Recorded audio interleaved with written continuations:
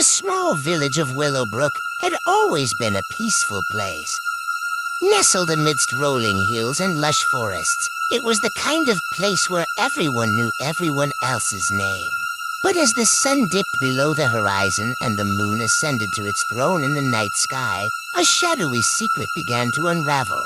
It all started with whispers among the villagers, rumors of a child who played in Midnight Park after midnight. The child, a 4-year-old with curly brown hair and innocent eyes, would sneak out of his home when everyone was fast asleep. No one knew his name, but they had seen him from their windows, swinging on the creaky swings and laughing on the deserted playground. The village was perplexed by the child's nocturnal escapades. Parents chastised their children, warning them not to follow his example, but the curiosity gnawed at them. Who was this mysterious child, and why did he venture out into the darkness?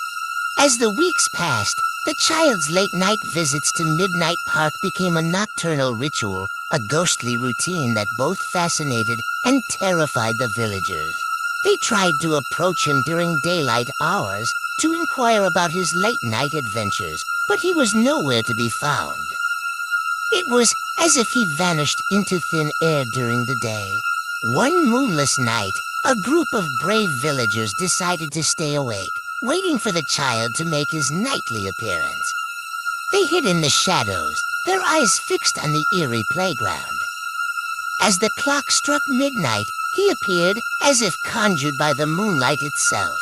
He giggled as he swung on the rusty swing set, his laughter echoing through the empty park.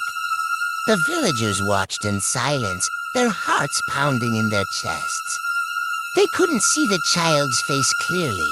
It was obscured by shadows and an unsettling sense of dread. For hours, they observed his strange behavior. He moved from swing to slide, his tiny figure barely visible in the moonlight. But as the night wore on, something even more chilling unfolded before their eyes.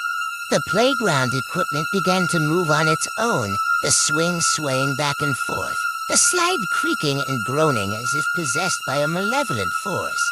Fear gripped the onlookers, their whispers drowned by the eerie cacophony. It was as if the very essence of Midnight Park had awakened, and it hungered for something more than just the laughter of a child. Suddenly, the child stopped playing and turned to face the villagers. His eyes, once innocent and curious, were now hollow voids emitting an otherworldly glow. He beckoned to them with a bony, outstretched hand, his smile twisted and unnatural. The villagers, paralyzed by terror, could do nothing but watch as he stepped closer to them, his footsteps echoing like a funeral dirge. They fled in every direction, their screams echoing through the village.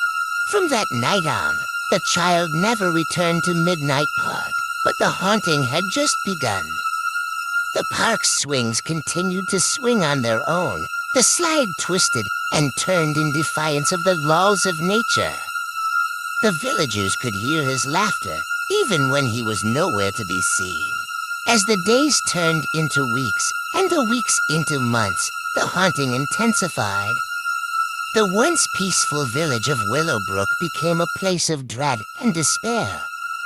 The villagers realized that they had awakened something ancient and malevolent, something that hungered for the souls of the living. No one dared to enter Midnight Park after dark, for they knew that the child's laughter was not one of innocence, but of something far darker and more sinister. The playground had become a cursed realm, a place where the living and the dead mingled in a macabre dance of fear and regret. And so the haunting of Midnight Park endured, a chilling reminder that some secrets are better left undisturbed, and that darkness has a way of claiming even the most tranquil of places.